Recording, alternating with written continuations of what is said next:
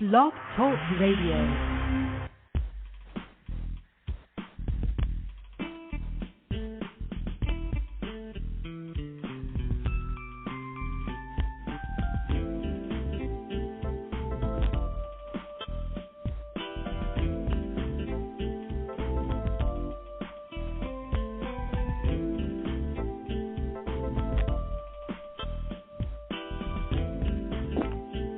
Hi, everyone, and welcome to Franchise Interviews, where for over 4 years we've been asking the entrepreneurs one-on-one. I'm your host, Marty McDermott, with my co-host, Don Johnson. And if you ever dreamed of owning your own business, then you've come to the right place. We have a great show today. We're meeting with Hair Club New England CEO, Stephen Barth. And this year is Hair Club of New England's 30th year in business. Steve currently owns the New England franchise locations made throughout Massachusetts, Connecticut, New Hampshire, and Rhode Island, and is Hair Club's most successful franchisee. And that's coming up on segment 2 of Franchise Interviews. So stick around because we got a great show.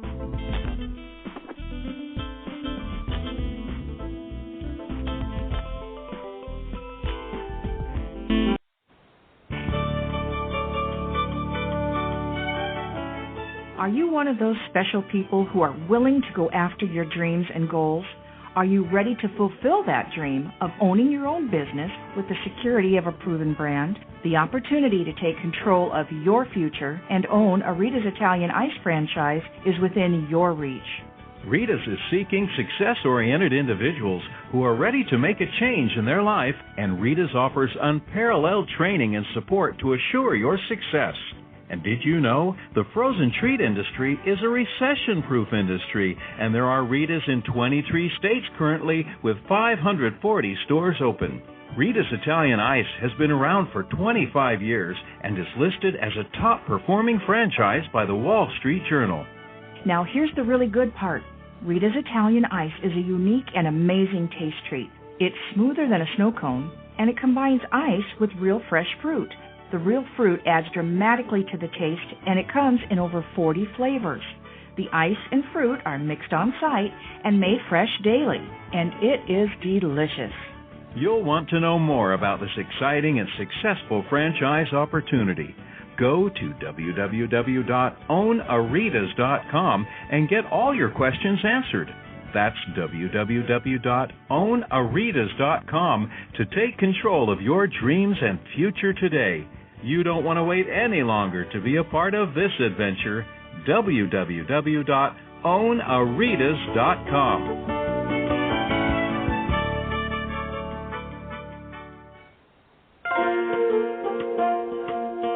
Who's helping build America one small business at a time? Franchise Inc., a free consulting service. For years, Franchise Inc., a national company, has been helping people franchise their business concept and help folks like you own a franchise. With over 2,500 franchise systems out there, it can be awfully confusing. Don't take chances with your future. At Franchise Inc., we've done the homework for you. We can help match your interests and background with the franchise that's right for you. And we only work with proven franchise systems with a solid reputation and track record of success.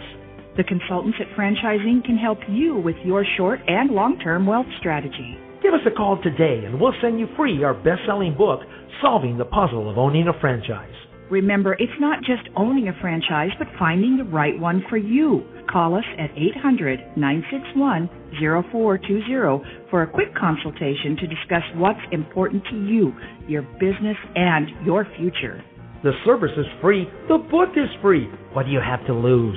Find the business that's right for you. Call Franchise Inc. at 800-961-0420. That's Franchise Inc. at 800-961-0420.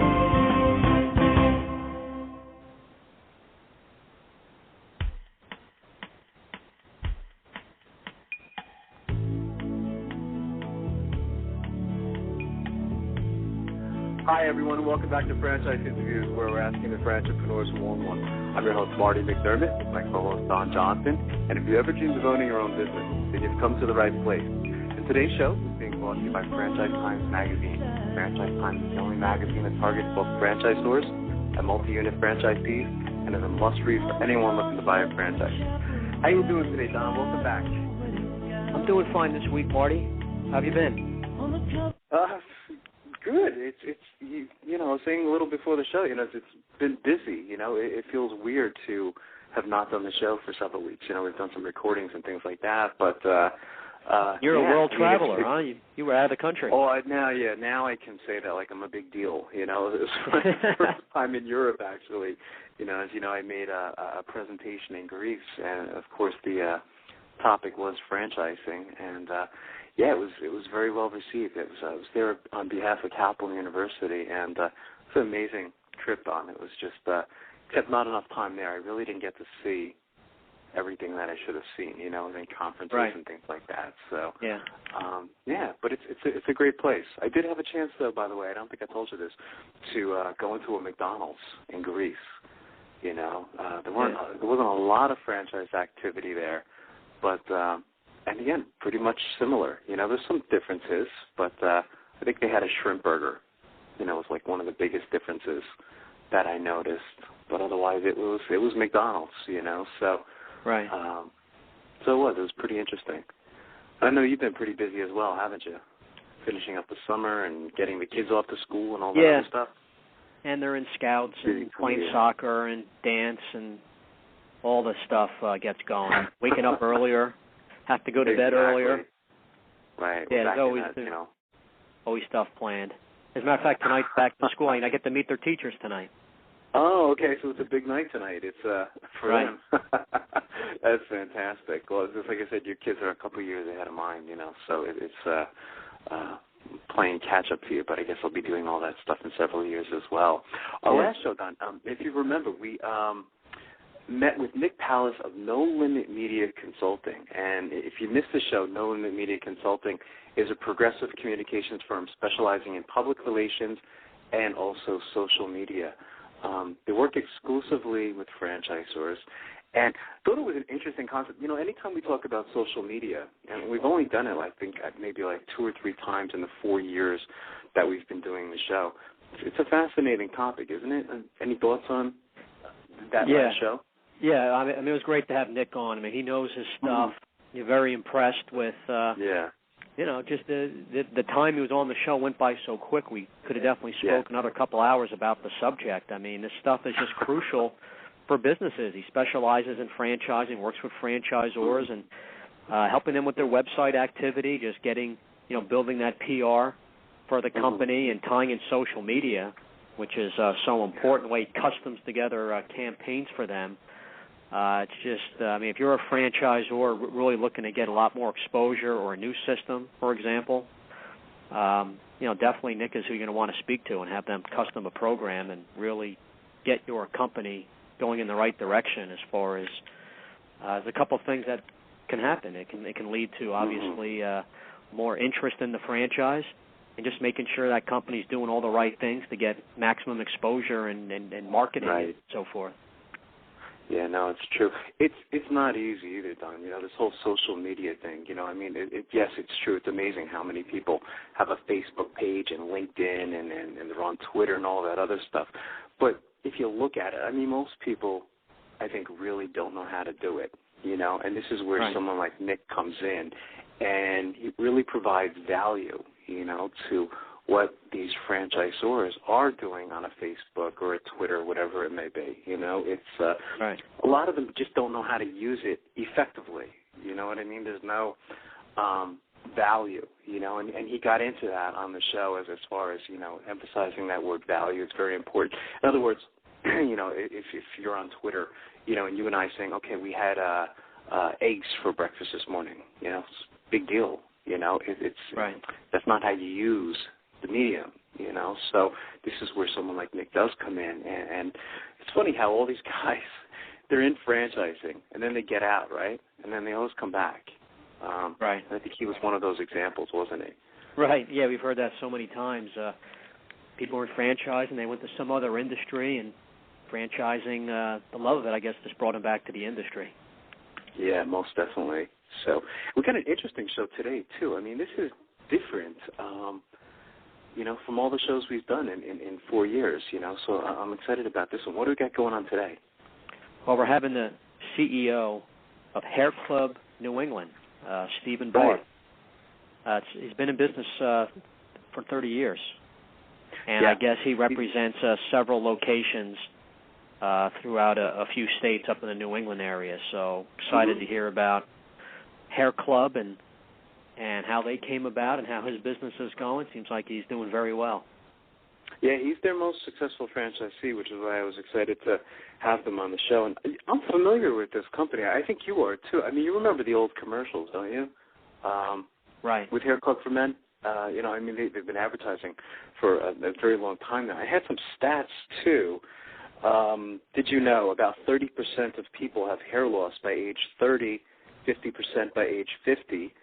40% of hair loss sufferers are women. Hair loss and how to treat it is something that is woefully misunderstood. So, Stephen is going to talk about some of those things as well. I mean, when you're talking about marketing, we're talking some pretty big numbers here as far as how big the market actually is. And we both have a lot of friends. I've seen friends start losing hair in their 20s. Some of my friends are just decide to just go completely bald, and it's funny because you and I don't really have that issue. Thank God. That's the one thing I always say is I say, although it is getting gray, though. Right. Same with me. I don't know if they have anything for that yet, besides the hair dye. But, that's another topic. Maybe there'll be a franchise for that one day. Right. But, so it's going to be an interesting show today. This was something that we were sent on this week. I just wanted to mention, one of the great things about franchising is how the franchise community comes together, that a lot of times, McDonald's will work with Pizza Hut and KFC, and they're not all really in competition with each other, and this is something that great that's going on. I just wanted to bring to our listeners' attention. It says, calling all franchise industry professionals, and I'm going to have to squint a bit because the font looks like it's like a size 5. It says, let's unite in support of breast cancer awareness and research. And this comes from Phoenix, Arizona. It says, once again, franchise industry professionals from WEB, W-E-B-B, or stands for Women Empowered by Business, are reaching out to get industry support to participate in the Susan G. Komen Breast Cancer 3-day, 60-mile walk in Phoenix, Arizona. This is taking place, by the way, on November 12th through 14th. So I was hoping that, you and I can kind of remind our listeners that this is taking place. It says, after raising over $20,000 for breast cancer research in 2009, the Spiderweb team, the 2009 team of 10 walkers, has a goal of attracting 10 or more walkers, 10 or more sponsors, and surpassing the money raised for the cause in 2009. It says, last year was truly remarkable.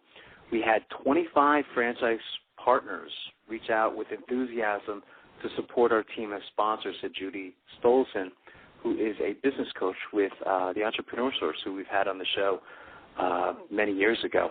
So again, this is something that our listeners can look into. They see if they provide a website here. It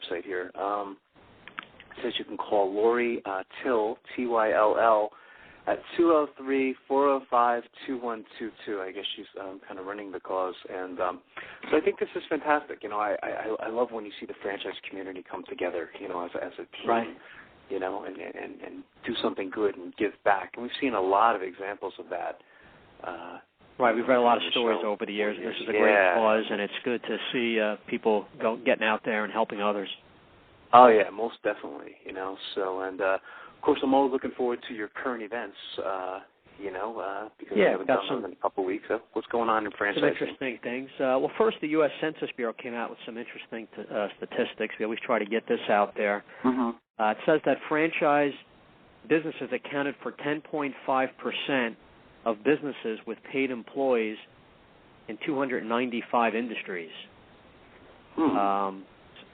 Franchises accounted for $1.3 trillion of the $7.7 trillion in total sales.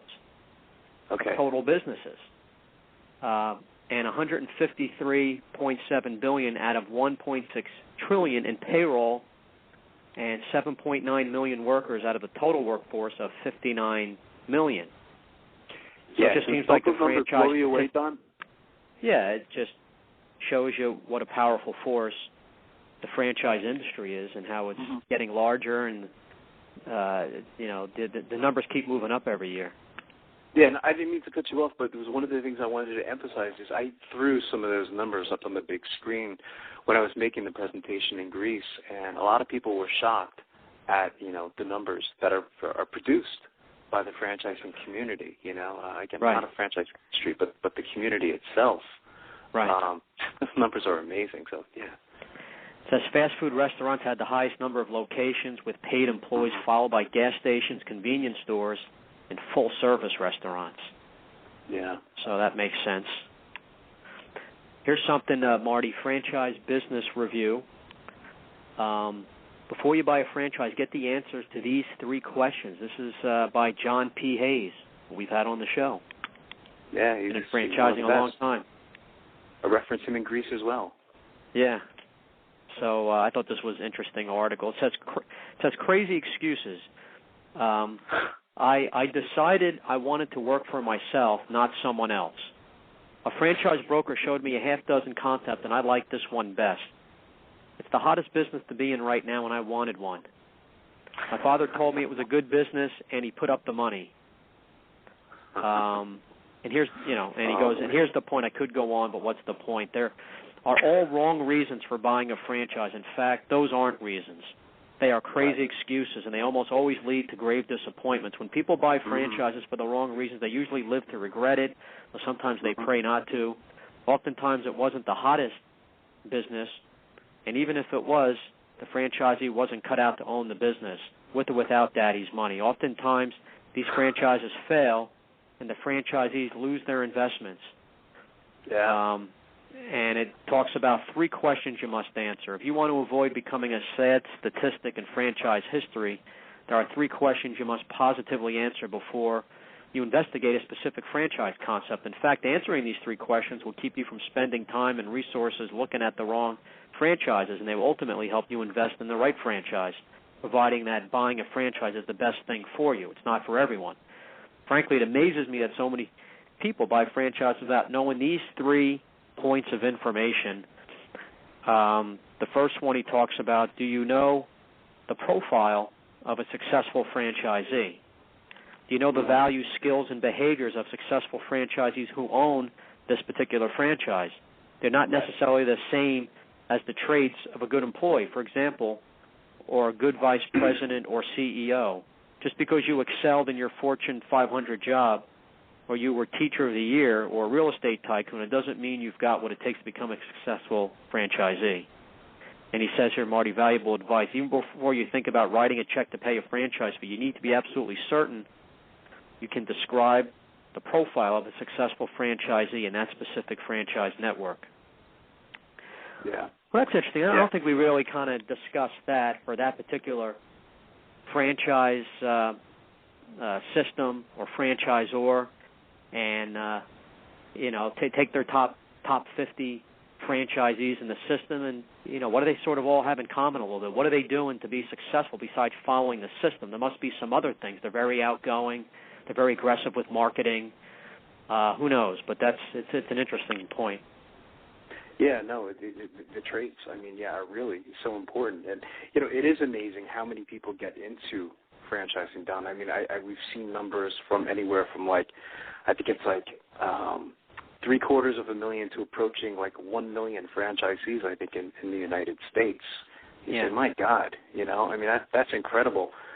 A large percentage of those people probably never should have got into franchising, because of what John said in that particular article. It is amazing how many people get into the wrong opportunity or even get into franchising when they're probably the worst type of franchise possible, So, he's really fantastic as far as putting things in perspective with this whole thing. He says, caution, many franchisors cannot tell you the profile of successful franchisees and their network. I agree. Insist that they find out before you invest.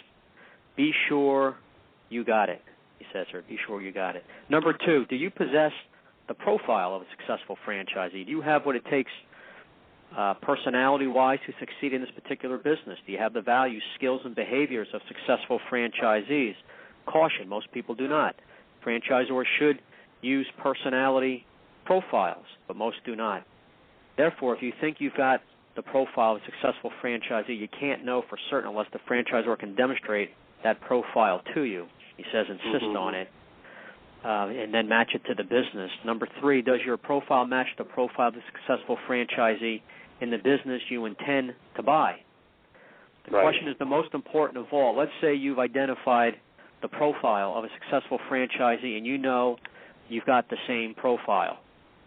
But for which franchise? He says there are at least 3,000 franchise companies in North America. They're all different. They don't all require different profiles, but many do. For example, a successful franchisee, and this is interesting for today's article, in the hair salon industry, just to pick an industry, may fall in the hospitality industry or the lawn care industry, just to pick 2 more. He may fail because he doesn't have what it takes to succeed in that different industry. Personality is by no means the only requisite to success. There are other considerations, including access to capital, location, and common sense, to mention a few. Wow. Yeah, it's a great article. Yeah. What does he say here? A lot of things, we mentioned on the show. It's... It says there are more than 75 different industries that use franchising as their method of distribution. So matching a success profile to an industry and ultimately to one franchise company is critical. Miss this and you'll likely become one of those ugly statistics. How do you feel about that? That's the whole profile thing. Yeah, well, we always, I'm sure on today's show, we'll ask what are some of the characteristics you look for in a franchisee. Maybe that's something... We ask that question, don't we? Yeah, maybe franchisors, some have to, get more depth into this. Right, go deeper, than what their, the typical responses, that we get on the show. Right. It's an interesting point. We should have John back on the show to discuss this, yeah. Yeah, we'll have to get him back on the show. We had him on our 3-year anniversary show, and he was just amazing. The information that he gave our listeners was really fantastic. I think he's one of the best when it comes to talking about franchising. Right. So, yeah, it's very good. Here's also through Franchise Business View, 8 habits of successful business owners. Always motivated, goal-oriented, time management, money management, personal health, ability to adapt, risk-taking, good communication skills. I think I maybe had one of those myself personally. Did I say risk-taking? And the name of the article again, Don, was... 8 Habits of Successful Business Owners by Ronnie Deutsch Tax Center. Yeah. Right. Okay, that's good. It's important. I wasn't sure if they were talking about franchise owners or business owners, but again, those are important. Those are things that we should probably post up on our website as well. Right. So good. So why don't we do this, Don? Those are great articles. I see our guest Stephen has called in, so let's do this. We'll take a quick break, and we'll be right back with more franchise interviews.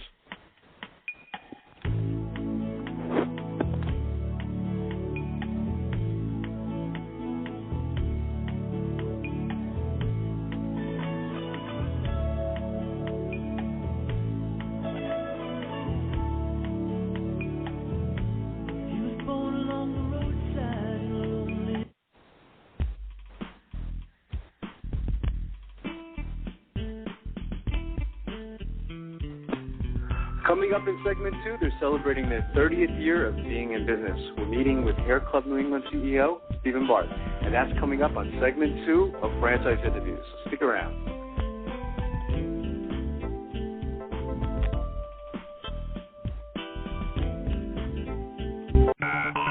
Franchise Interviews.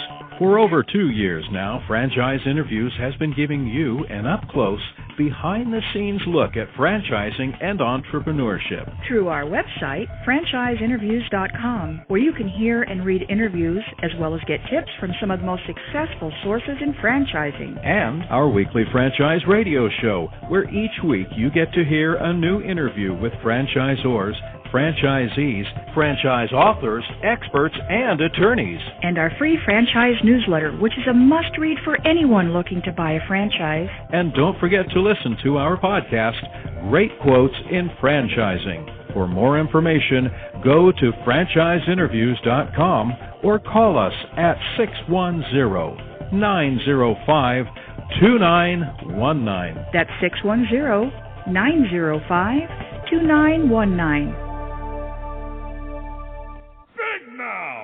Okay, you've got my attention. It's a rare event in the world of franchising when an opportunity comes your way that can and will thrive in almost any economic environment.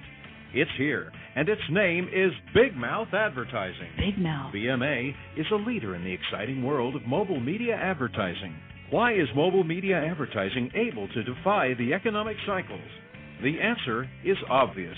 In times of economic weakness, advertising is crucial for survival as the consumer dollar is scarce and the competition fierce. What is mobile media? It's the newest and fastest growing segment in the advertising world. Mobile media brings the message directly to the consumer. Mobile media goes to the consumer in traffic where he eats and where he plays. It quite simply cannot be turned off or thrown out. And when you join the Big Mouth team as a franchisee, you are joining the best. The Big Mouth advantage is simple and successful. We invest in a strong infrastructure and in great people. As a franchisee, you have access to this entire system, including telemarketing, sales maximization, general and administrative support, design and creative services, even billing and collection services. All you need is a mobile media vehicle, a driver, and the willingness to create a financially sound and limitless business for yourself. There are no long-term leases to sign, no expensive build-outs, no office personnel to hire. You will be part of the Big Mouth advertising community and share its entire website and reception services, as well as its complete back-office services. This virtual office guarantees you the freedom to close those sales that will make you a success. We are so proud of our successes that we have voluntarily disclosed our revenue statements. Now, how many other franchises are doing that? Even in these historically rough financial times, Big Mouth Advertising has become a dominant force in the mobile media industry. Join the Big Mouth team and take the first step toward financial freedom. Please call Ron at 888-98-GO-BIG. That's 888-98-GO-BIG. Big Mouth!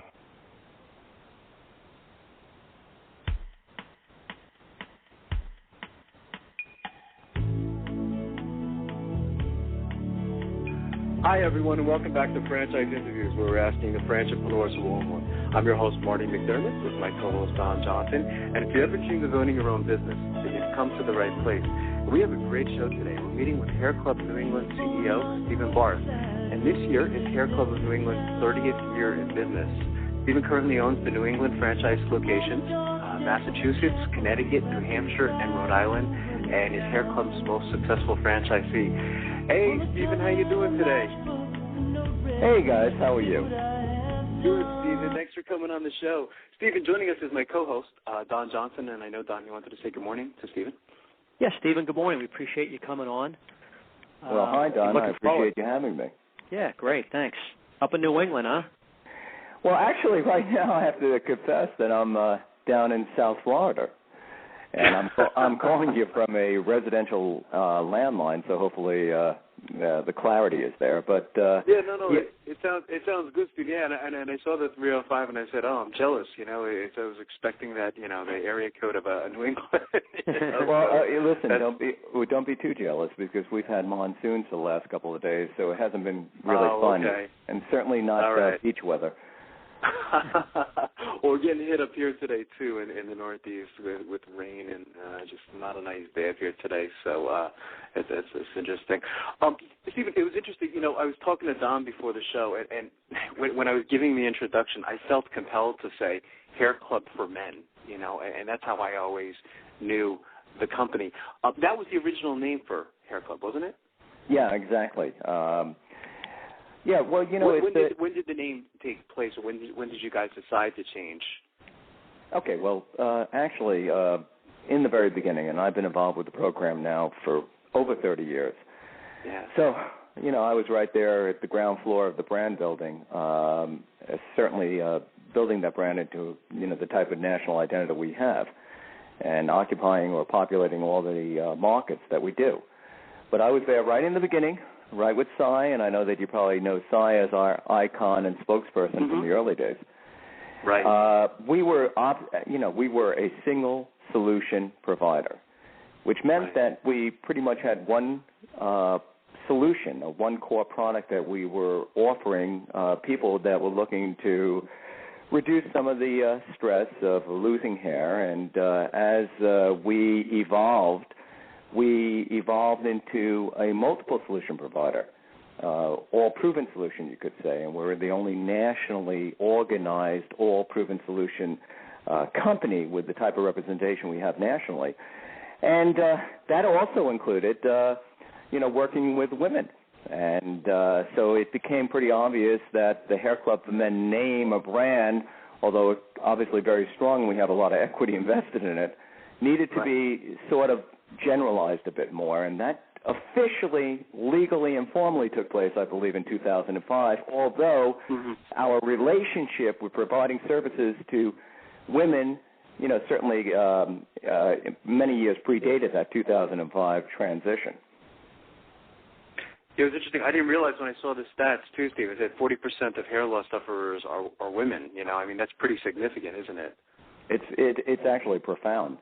And, we were working with women many, many years ago, and we were just obviously sort of transferring our technology and our procedures over to women who were seeking alternatives to, what would have been the conventional wig or things that might have provided to some level aesthetic enhancement, but certainly didn't lend itself to an active lifestyle, which is, certainly, what we gear ourselves towards is our technology and our core competencies are about being able to improve one's aesthetic appearance, but also trying to give them the ability to enjoy an active lifestyle and not taking something like a wig on and off where they're constantly reminded emotionally of the problem in the first place. Right, absolutely. And what were you doing before joining Hair Club, Stephen? I mean, what was your background before that? Well, unless I'm 80 years old, I was kind of a baby. So, I've been in this program for a long time, and I was just coming out of college. And at the same time, or concurrently, I was experiencing hair loss myself. So I had a very strong invested interest as a consumer. And in those days, there weren't a lot of options. I was in the New York Metroplex. I responded to a small, pretty unsophisticated newspaper ad for Hair Club. Went into the Madison Avenue office. This is going back to right around 1976. And believe it or not, my consultant was Cy Sperling. Wow. And I met with Cy, in that office, and I was subject to genetic hair loss. My father, my father's father, my mother's father. It seemed as if, the punch was clearly spiked. Right.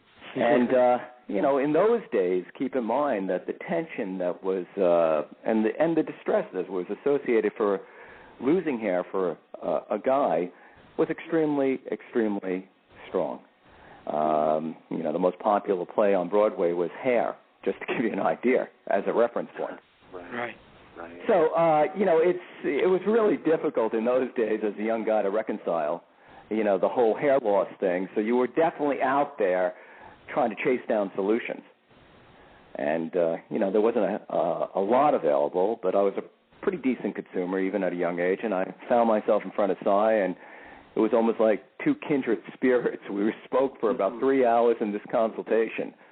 And, I was kind of a, poetic type of young guy that thought deeply about life's experience, and I think he latched on to the fact that I was able to put into words in a philosophical way, what hair loss meant to me and how it was impacting my confidence and self-esteem. And, by the end of that 3 hours, he was convinced not only that I was going to be a consumer, but that I was going to at some time work for him. And as it turned out, both turned out being the case. So I had the work done at that time. I was immediately thrilled with the results and became a very passionate spokesperson, So when I used to come in for haircuts, he used to always bring me into consultation where he was working with a prospect, and I guess to some degree I was inspirational to helping influence their decision to get involved, and that sort of segued to a consulting position that he offered me in New York City. And, of course, he only had the one center. And I became, I guess, really effective in motivating people. And at that time, we were trying to put into place the foundation for a national brand and trying to, put together a distribution network that was going to extend beyond New York. And we were also suffering financially. And one of the contributions I made at that time, of course, in addition to being a successful salesperson, was I deferred any sales commissions at the time because, quite frankly, I didn't have the money at that time to pay me. So I worked without commission until we were able to sort of, bring more sales revenue in, and then eventually I got reimbursed. But more importantly, there was a very strong connection and commitment that was made between Cy and I through that initiative, and he made an offer to me to open up my own hair club in any market that I wanted throughout the country. And, I then chose, after doing some study, of going into Boston, and that was primarily motivated by the fact that we were mostly advertising. At that time, we actually evolved, I should say, and advertised in the New York Times Sunday magazine section, Roto section in New York, which, as you could probably suspect, had a pretty big circulation outside of New York and had a pretty good circulation in the New England area. So I figured that I'd try to leverage that and go into a market where there was some brand identity as a residual of the New York Times advertising. Wow. Pretty smart, yeah. Good story, yeah. So that started off well, Stephen, right away. Maybe people familiar with the name, but business started off pretty good for you up there? Yeah, it went really well from the beginning, and I think a lot had keep in mind, I should backtrack, that I was desperately undercapitalized. Yeah. And there really wasn't much of a franchising organization involved, particularly when it came to support and business systems and applications. There was a lot of entrepreneurial spirit, a lot of great instincts, a lot of good integrity. But you were on your own. And I took an entire floor, actually a penthouse floor of a downtown Boston business building, which was, if you examine today the risk profile associated with that, it would probably leave you in a very risk-aversive mode. But I decided to go for it. Kept every door closed because most of the space was unconstructed and looked like, we were either just moving in or potentially going out of business. Keep in mind, the relationship with Hair Club is a long-term relationship, so the last thing that a prospect wants to be anxious about is is Hair Club, my service provider, who I'm dependent upon, going to be in business, 6 months from now. Right. So anything that didn't have furniture, the doors were closed. And I did all the consulting, did all, recruiting. We did well from the beginning. We needed to because I didn't have the capital to sustain. And actually, the Hair Club New England experience became the inspiration for really, in many ways, directly and certainly indirectly, for the expansion into the national map. And any individual that was even interested in a franchise of Hair Club or getting the licensing rights to Hair Club products would actually come to New England. I would entertain them. We'd go out for dinner. I was the one that was actually offering up a lot of the financials as a pro forma.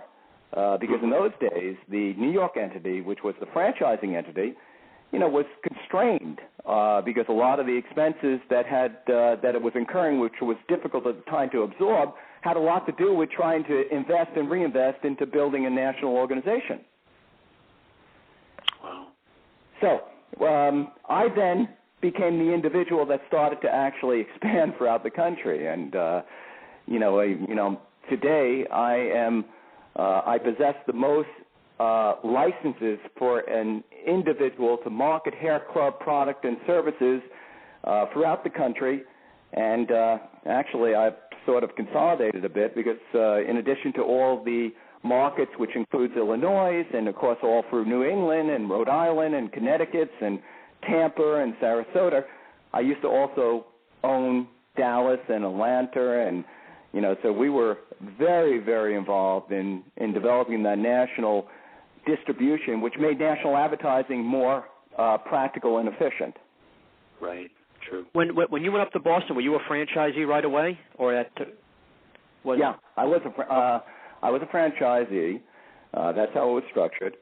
It was certainly, and to this day, a very preferred type of franchise contract, which is certainly not, the same contract that is available today. Not that we're doing a lot of franchising, because the ownership structure for the franchising entity has changed considerably, and certainly we can get into that if you want. But the agreements that I had were grandfather agreements that sort of had a almost evergreen feature to it. So it gave me an opportunity to have preferred terms and to be able to expand and continue to expand.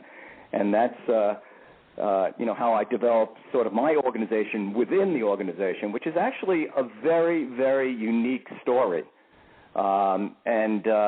I was listening when I was on hold to, I believe, this article that somebody was quoting from about franchising and profiles.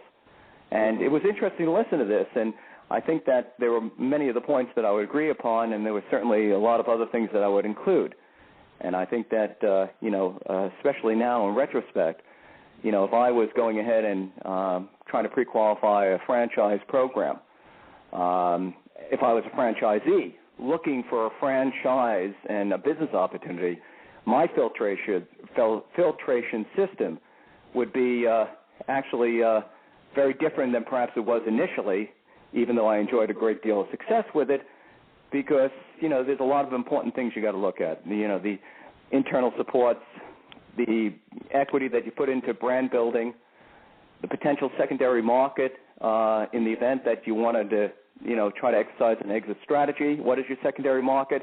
How do you get an ROI on all that investment and all the equity that you invested in building a brand regionally? Obviously trending. Are you on the right side of the trending equation? So there's a lot of things to look at. Right. Yeah, I was going to, the next question, Stephen, to describe the hair club franchise system when you do have an investor. And then that was also one of our questions later on, kind of what you look for when you have a prospect. Because like you said earlier, hair club now is a lot different in services. I mean, it was for men back then. Now it's for women. There's so many other types of, specific services to help people. But how do you describe the system when you speak to a prospect today? Well, we're not really, actively looking for franchisees at this point. We have most of the primary markets, secondary markets, and even third-level markets covered. And essentially, you're talking about a very durable and mature brand name that has penetrated many of the DMAs throughout the country. We sort of calibrate a lot of the desirability and viability of a particular market based on direct response advertising, particularly using TV as a primary advertising vehicle, although, like everybody else, we've been getting more and more involved with Internet strategies and being able to realize the benefit of the efficiency of advertising on the Internet. But TV still remains a very big part of our communication portfolio. And so we are very well penetrated and very mature. So there's not a lot of franchising opportunity in Hair Club right now. Does that include international?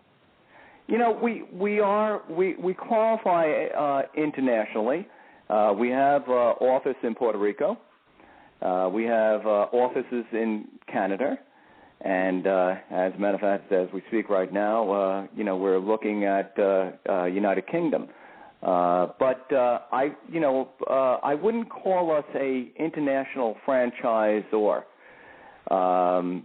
You also remember, by the way, approximately, I hope I'm not wrong on the timeline, but I would say approximately 6 years ago, there was a pretty big event that took place where Hair Club and the franchising entity, the entity that actually has the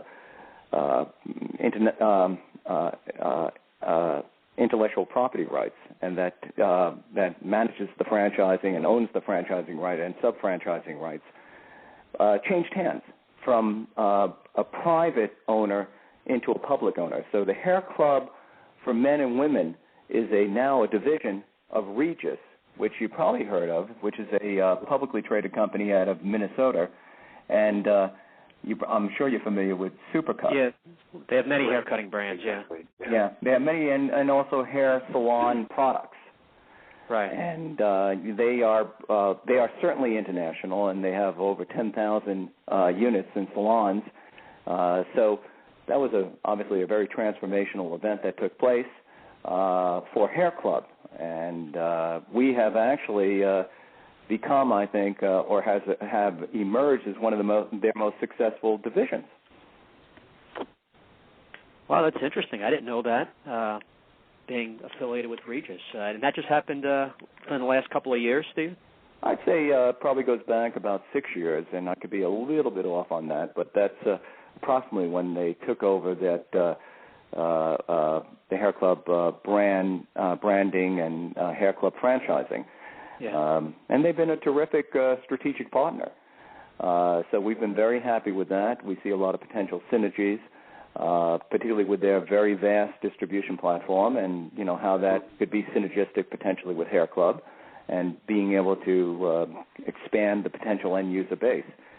But I know a lot, at least I'm assuming, guys, that a lot of the people that are listening are people that are, looking at franchise opportunities and looking at developing their own business. And, so I don't want to, of course you're going to regulate that, but I don't want to go too far off track because, I have a lot of years as a franchisee and as a brand builder and somebody that was at the ground floor of developing a national sales strategy and national sales distribution platform. So, if I could be of any help during the course of the remainder of this conversation about, some of these things for people that are listening, I'd be glad to. Great. Yeah, it's interesting. Something you said earlier on, you mentioned the whole relationship factor, and that's very important. This is one of the things I love about this particular business model is I was thinking about the lifetime worth of a customer, particularly when they're a lot younger and they start using the service. It's pretty significant, I imagine. I don't know if you can get into specifics, but yeah, it's actually very significant, and that was that's a terrific part of the model. We have a recurring sort of annuity revenue model, and so even though we are an all-proven solution, and let me clarify what that really means. We provide all the most viable and credible solutions for men and women alike who are trying to seek out a hair restoration option.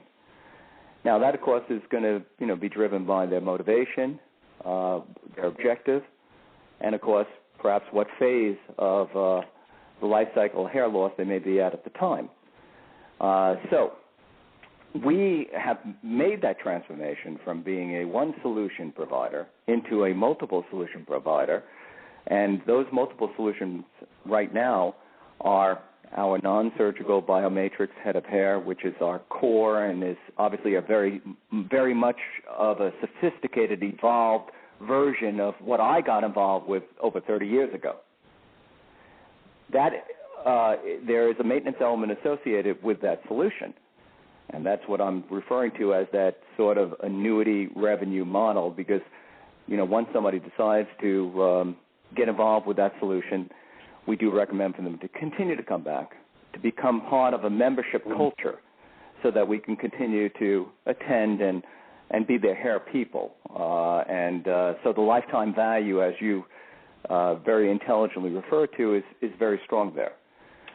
We also provide another solution for people that are usually at more the beginning phases of hair loss, as sort of measured by what we call the Norwood scale, which is an actual metric which is able to identify what level of phase of hair loss you're at.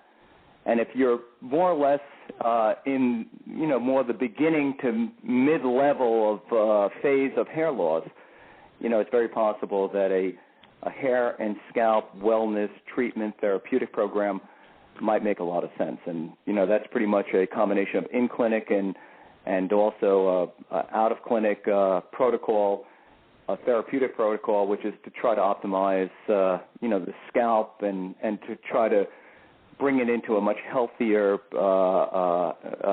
therapeutic condition so that the general quality of the scalp as well as the hair can improve.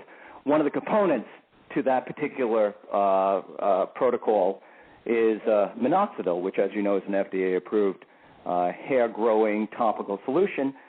But again, our goal and objective for, if you're appropriately matched for that particular solution is to, again, elevate the wellness and therapeutic qualities of the scalp and those values of the scalp through this in-clinic and, out of the clinic therapeutic regimen.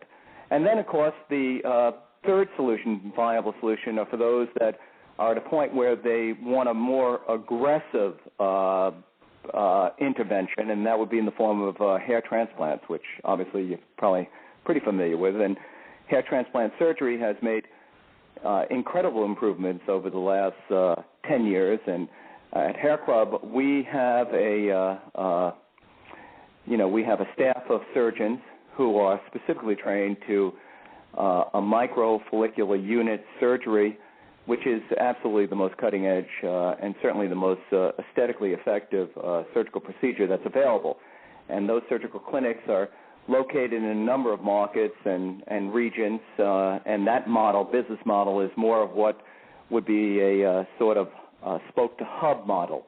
And as you know, a surgeon is the only one that can authorize surgery, and now it's perfectly legal for a surgeon, as long as he's properly licensed, of course, to authorize surgery through telemedicine, which is obviously over the internet, where a photograph, a very clear photograph of the prospect, can be conveyed over to the surgeon, and they could determine whether they're a viable candidate for surgery. And that's sort of the potential starting process, particularly if you're remote from our surgical clinic. So those are the three solutions that we're representing, and that has evolved at Hair Club over the years. Which has made it a very, by the way, durable brand. And I think that's what's really interesting as a business model. It's a very, very durable brand that has been able to continue to keep itself sort of at the cutting edge. We put a lot of time and energy into research and development. We have a lot of quality assurance standards.